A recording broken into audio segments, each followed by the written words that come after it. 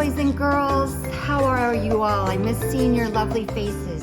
Today I'm going to read you a story called Nobody Hugs a Cactus, written and illustrated by Carter Goodrich. Here's the little cactus. Nobody hugs a cactus. Hank lived in a pot. The pot sat in a window. The window looked out at the empty desert. It was hot, dry, peaceful, and quiet, just the way Hank liked it. But every now and then, someone would interrupt Hank's peace and quiet. "Hi, Hank," Rosie the tumbleweed called out. "Isn't it a beautiful day?" Hank ignored her. He just wanted to be left alone. "Okay, so long," said Rosie cheerfully, and she tumbled away. Hank was happy again.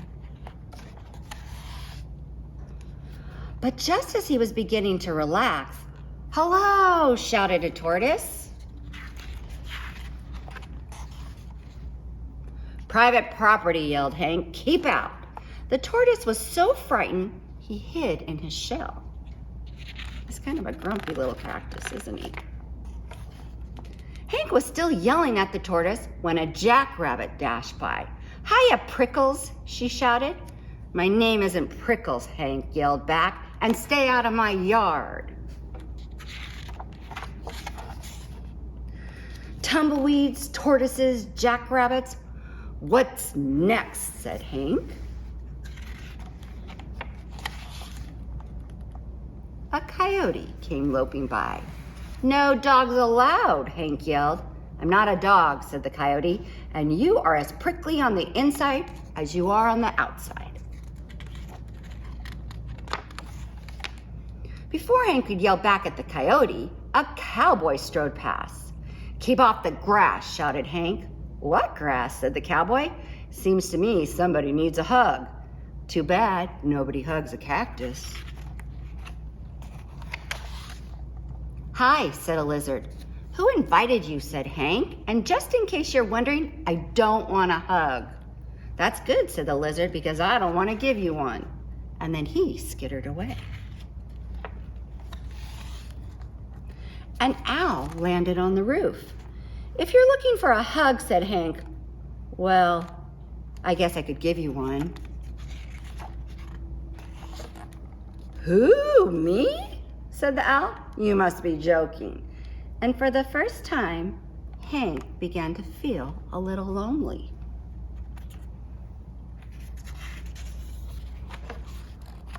The next morning, Hank was feeling more sad on the inside than prickly. Maybe a hug wouldn't be so bad after all. The wind began to pick up. An old cup blew by and stuck to Hank's face. His arms were too short to get it off. "Great," said Hank. Can you see the little cup stuck on him? After a while, Rosie came bouncing by. "I'll get it off you, Hank," she shouted, and she jumped up to knock off the cup off Hank's face. Then she tumbled away. Hank didn't have time to thank Rosie. He felt bad about all the other times he had been so rude to her. So he came up with a plan.